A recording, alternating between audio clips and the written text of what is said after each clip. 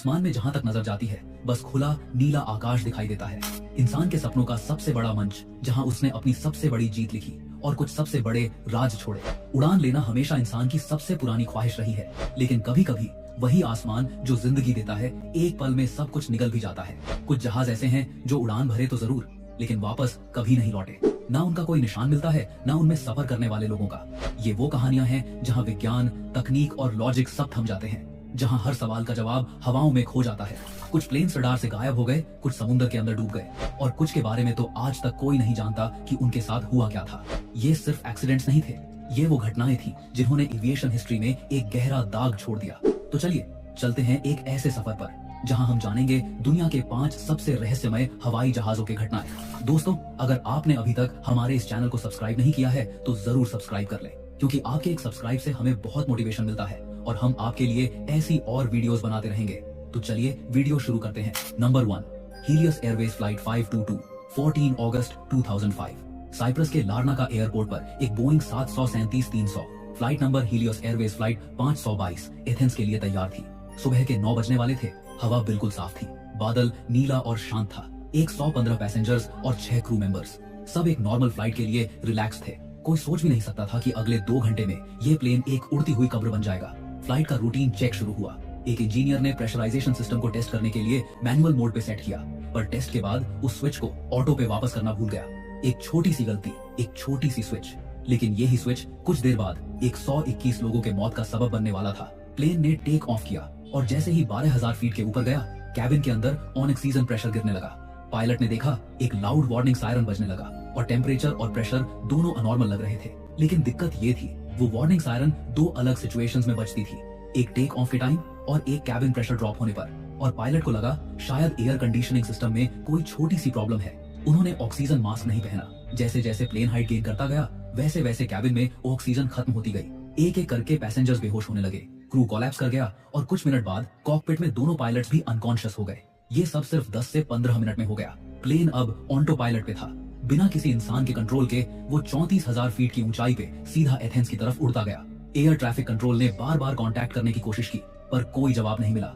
उन्हें लगा communication failure हुआ है, लेकिन असल में प्लेन के अंदर जिंदगी खत्म हो चुकी थी।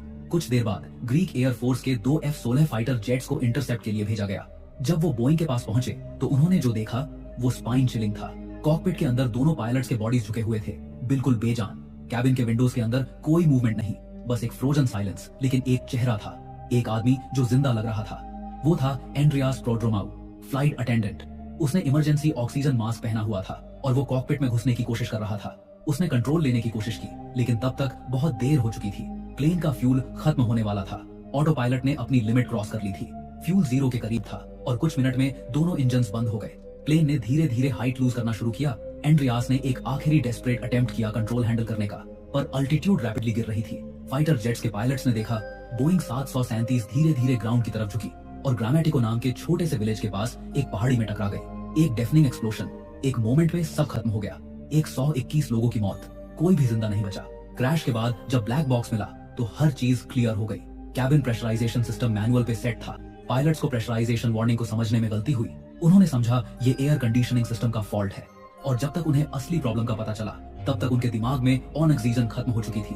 फ्लाइट अटेंडेंट एंड्रियास और उसकी फियांस फ्लाइट में क्रू थे। ब्लैक बॉक्स में उनके डेस्परेट कॉल्स और कुछ बटन्स दबाने की आवाज मिली। एक आखिरी कोशिश जो दुनिया ने कभी नहीं भूला। कैसे पॉसिबल है कि एक फुली फंक्शनल मॉडर्न जेट सिर्फ एक छोटी सी स्विच के गलत पोजीशन में होने से 121 लोगों की जान ले ले?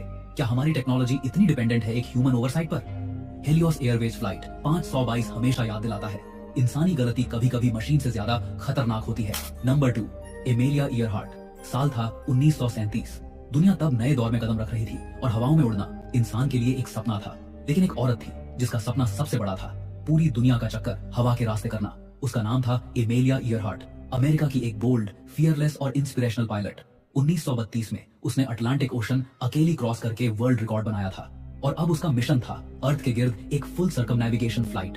एमेलिया ने अपने नेविगेटर फ्रेड नूनन के साथ लॉकहीड इलेक्ट्रा 10E एयरक्राफ्ट में उड़ान भरी। उनका रूट था कैलिफोर्निया से लेकर हवाई, फिर पैसिफिक के छोटे छोटे आइलैंड्स और फिर पूरी दुनिया घूमकर वापस अमेरिका तक। 30,000 किलोमीटर का सफर, 20 स्टॉप्स और एक ख्वाब। हिस्ट्री में अपना नाम हमेशा के लिए लिख देना।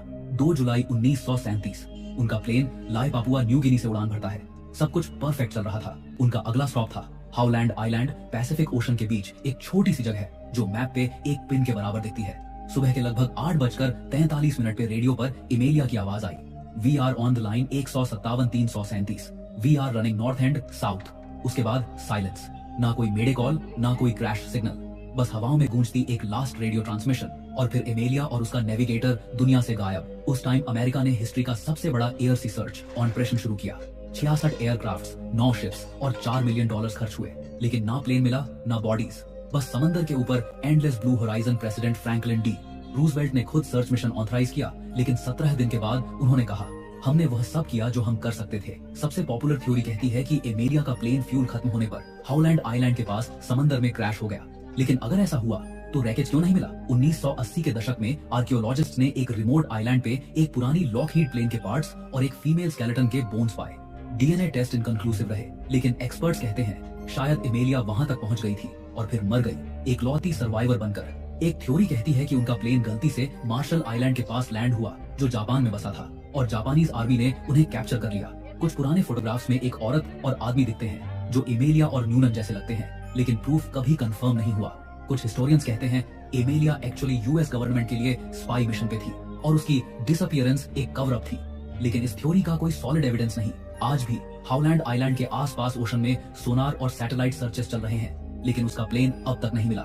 Number 3, Malaysia airlines flight MH370, 8 मार्च 2014, कुआलालंपुर इंटरनेशनल एयरपोर्ट। सुबह के 12:42 पर मलेशिया एयरलाइंस की एक बोइंग 777 फ्लाइट MH370 उड़ती है बीजिंग के लिए। प्लेन में 239 लोग सवार थे, 227 पैसेंजर्स और 12 क्रू मेंबर्स। सब कुछ बिल्कुल नॉर्मल था जब तक कि वो साउथ चाइना सी के ऊपर नहीं पहुंच गया। रात के करीब 1:19 पे कैप्टन ने एयर ट्रैफिक कंट्रोल से कहा, गुड नाइट मलेशियन 370। उसके कुछ सेकंड्स बाद प्लेन रडार से गायब हो गया। ना कोई मेडे कॉल, ना कोई इमरजेंसी मैसेज, बस एक साइलेंस जो अब तक टूट नहीं पाया। सबसे पहले अथॉरिटीज ने सोचा कि शायद प्लेन क्रैश हो गया होगा साउथ चाइना सी में, लेकिन जब उन्होंने रडार और सैटेलाइट डेटा चेक किया तो एक शॉकिंग डिस्कवरी हुई। प्लेन ने अपना रूट बदल लिया था। बीजिंग के नॉर्थ ईस्ट की जगह वो वेस्ट डायरेक्शन में मुड़ गया और फिर एक स्ट्रेंज जिगजैग पैटर्न में उड़ता हुआ मलय पेनिनसुला के ऊपर से निकल गया। उसके बाद उसने फिर से टर्न लिया और इंडियन ओशन के साउथ में घुस गया। यानी प्लेन पायलट के कंट्रोल में था, लेकिन क्यों ये कोई नहीं जानता। ब्रिटिश कंपनी इनमारसैट के सैटेलाइट ने MH370 का एक वीक हैंडशेक सिग्नल कैप्चर किया।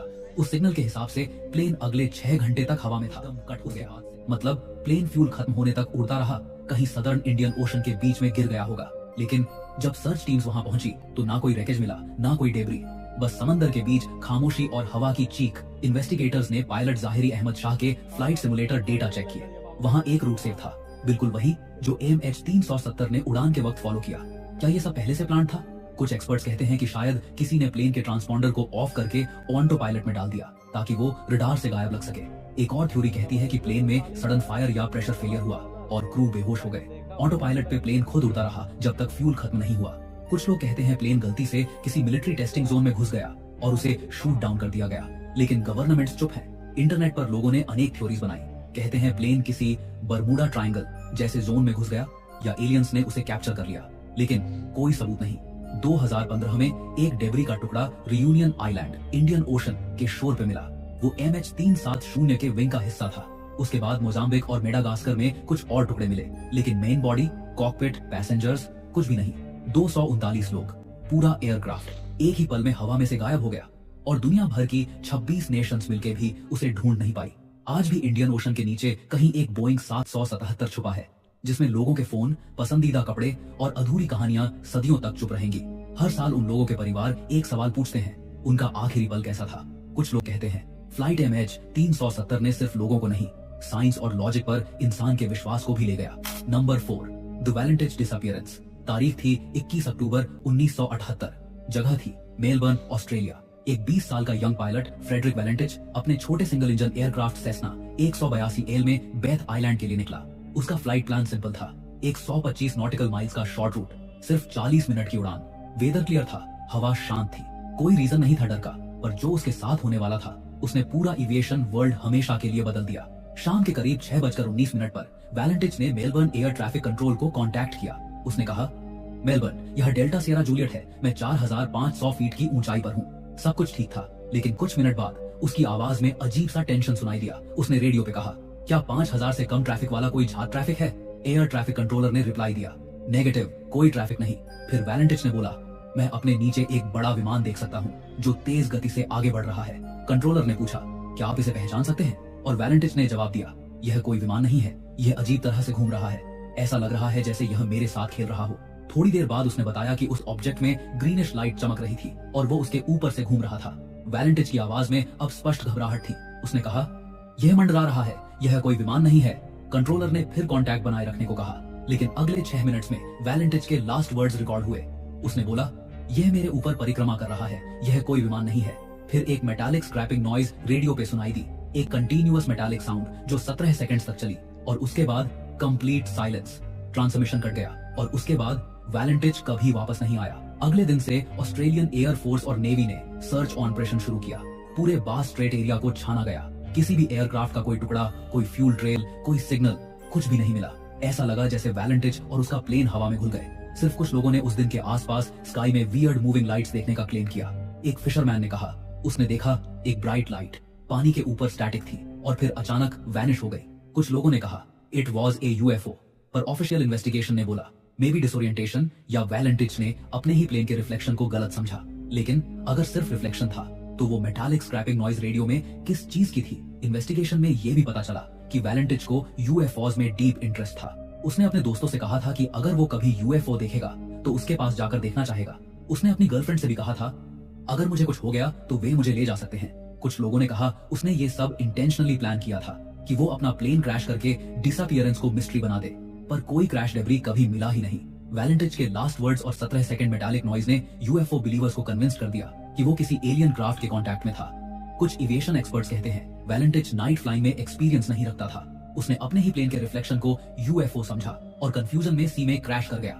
कुछ लोगों के कहते हैं कि इंजन ने ऑक्सीजन स्टारवेशन या फ्यूल प्रॉब्लम से फेलियर दिखाया और प्लेन सी में गिर गया। लेकिन अगर ऐसा होता तो रेकेज मिलता, जो कभी नहीं मिला। फ्रेडरिक वैलेंटिच का केस 45 साल बाद भी अनसॉल्व्ड है। उसका प्लेन, उसकी बॉडी या एक छोटा सा मेटल का पीस तक कभी रिकवर नहीं हुआ। ऑफिशियल रिपोर्ट में लिखा गया, लापता होना घातक माना गया, लेकिन लोग आज भी कहते हैं उस रात बास स्ट्रेट के आसमान में कुछ ह्यूमन टेक्नोलॉजी से परे उतरा था। और अगर वैलेंटिच का लास्ट ट्रांसमिशन सच था, यह कोई विमान नहीं है, तो शायद वो सच में किसी दूसरी दुनिया से आई, शायद किसी पावर के सामने था। क्या वो एलियन एनकाउंटर था या एक ऐसा इल्यूजन जो इंसानी दिमाग समझ ही नहीं सकता? कोई नहीं जानता, बस हवा में गूंजती है उसकी आखिरी आवाज। Number 5, the Egypt air flight 990 mystery. तारीख थी 31 अक्टूबर 1999। फ्लाइट थी इजिप्ट एयर फ्लाइट 990। रूट था लॉस एंजलिस से कैरो, न्यूयॉर्क के स्टॉपओवर के साथ। एयरक्राफ्ट एक बोइंग 767 जिसमें 217 लोग सवार थे। इजिप्ट के पायलट्स, क्रू मेंबर्स और पैसेंजर्स, उनमें से ज्यादातर मिलिट्री ऑफिसर्स और डिप्लोमेट्स थे। सब कुछ नॉर्मल था, वेदर क्लियर था। फ्लाइट स्मूथली न्यूयॉर्क से उड़ी और रात के 1:50 पर अटलांटिक ओशन के ऊपर क्रूज कर रही थी। फिर सिर्फ 6 मिनट्स में सब खत्म हो गया। रात के 1:47 पर को पायलट रिलीफ फर्स्ट ऑफिसर गमील अल बटौती कंट्रोल संभालता है, जब कैप्टन अहमद एल हबाशी रेस्ट के लिए कॉकपिट से बाहर जाता है। सब कुछ काम था। फ्लाइट 33,000 फीट की हाइट पर स्टेबल थी। 1:48 पर कैप्टन अब भी कैबिन में ही था जब रडार स्क्रीन पर इजिप्ट एयर 990 एकदम से नीचे गिरना शुरू करती है, ऐसी स्पीड से जैसे किसी ने इंटेंशनली नोज डाइव कर दिया हो। एयर ट्रैफिक कंट्रोल ने रिपीटेडली कांटेक्ट करने की कोशिश की, कोई जवाब नहीं आया और कुछ सेकंड्स बाद फ्लाइट ओशन में क्रैश हो गई। क्रैश के बाद यूएस के नेशनल ट्रांसपोर्टेशन सेफ्टी बोर्ड ने इन्वेस्टिगेशन संभाली, क्योंकि क्रैश मैसाचुसेट्स के कोस्ट के पास हुआ था। उन्होंने ब्लैक बॉक्स रिकॉर्डिंग्स निकाली और वहां से ऐसी बातें मिली जो दुनिया के लिए शॉक थी। रिकॉर्डिंग्स के पहले 2 मिनट्स बिल्कुल नॉर्मल थे, लेकिन फिर बैकग्राउंड में एक आवाज आती है, तवक्कल तू अल्लाह। अरबी में इसका मतलब होता है I put my trust in God. उसके बाद प्लेन की पिच और वर्टिकल स्पीड एकदम चेंज होती है। थ्रॉटल कमेंट में कैप्टन वापस कॉकपिट में दौड़कर आता है और चिल्लाता है, व्हाट्स हैपनिंग, व्हाट्स हैपनिंग। लेकिन को पायलट कहता है कट ऑफ कर दिया गया था और प्लेन फुल डाइव में गया। 33,000 फीट से डायरेक्ट 16,000 फीट तक सिर्फ कुछ सेकंड्स में। उस moment I rely on God, फिर से आई रिलाई ऑन गॉड, मतलब मैं भगवान पर भरोसा करता हूँ। प्लेन फिर से थोड़ा ऊपर जाता है, जैसे कैप्टन ने कंट्रोल वापस लेने की कोशिश की हो, लेकिन फिर एक और शार्प डाइव और साइलेंस्ड क्रैश। इतना वायलेंट था कि प्लेन के छोटे से छोटे पार्ट ओशन के अंदर मिलते रहे। बॉडी सीवियरली डैमेज थी और रेकेज 70 मीटर गहरा था। लेकिन सबसे बड़ी चीज थी, कोई टेक्निकल माल फंक्शन नहीं मिला। इंजन्स, कंट्रोल्स, हाइड्रोलिक्स सब ठीक थे। यूएस इन्वेस्टिगेटर्स ने बोला ये कोई एक्सीडेंट नहीं था। को पायलट गमील अल बटौती ने डेलिबरेटली प्लेन को क्रैश किया। उन्होंने कहा कि कॉकपिट में सिर्फ वही था जब डाइव स्टार्ट हुआ, और उसके एक्शंस और statements I rely on God suggest करते हैं कि उसने प्लेन सुसाइड डाइव में ले गया। लेकिन इजिप्ट के ऑफिशियल्स ने इसे पूरी तरह रिजेक्ट कर दिया। उनका कहना था अल बटौती एक एक्सपीरियंस पायलट था, रिलीजियस था, लेकिन कभी ऐसा नहीं कर सकता। उन्होंने कहा शायद प्लेन में मैकेनिकल फेलियर हुआ या रडर जाम हुआ, और को पायलट के words I rely on God सिर्फ पैनिक में थे, सुसाइड नहीं। अगर माल फंक्शन था तो सब कुछ नॉर्मल कैसे लग रहा था क्रैश के पहले मिनट तक? और अगर सुसाइड था तो क्यों उसने 217 लोगों के साथ अपनी जान दी? कोई मोटिव नहीं मिला, कोई सुसाइड नोट नहीं, कोई मेंटल हेल्थ इश्यू का रिकॉर्ड नहीं। कुछ इनसाइडर्स ने कहा अल बटौती को रिसेंटली ग्राउंडेड करने की बात चल रही थी, शायद उन्होंने गुस्से में ये स्टेप लिया, लेकिन ये सिर्फ एक अनकंफर्म रूमर रहा। इजिप्ट एयर फ्लाइट 990 का क्रैश आज भी एक पॉलिटिकल और साइकोलॉजिकल पजल है। अमेरिका के रिकॉर्ड्स में लिखा है इंटेंशनल एक्ट, इजिप्ट के रिकॉर्ड्स में लिखा है मैकेनिकल फेलियर, पर असली सच अटलांटिक के गहरे पानी के अंदर कब का दफन हो चुका है। और हर बार जब बोइंग 767 अटलांटिक के ऊपर से गुजरता है, एविएशन वर्ल्ड को याद आता है वो रात जब एक पायलट ने कहा मैं अपना भरोसा सिर्फ खुदा पर रखता हूं, और फिर दुनिया ने उसे कभी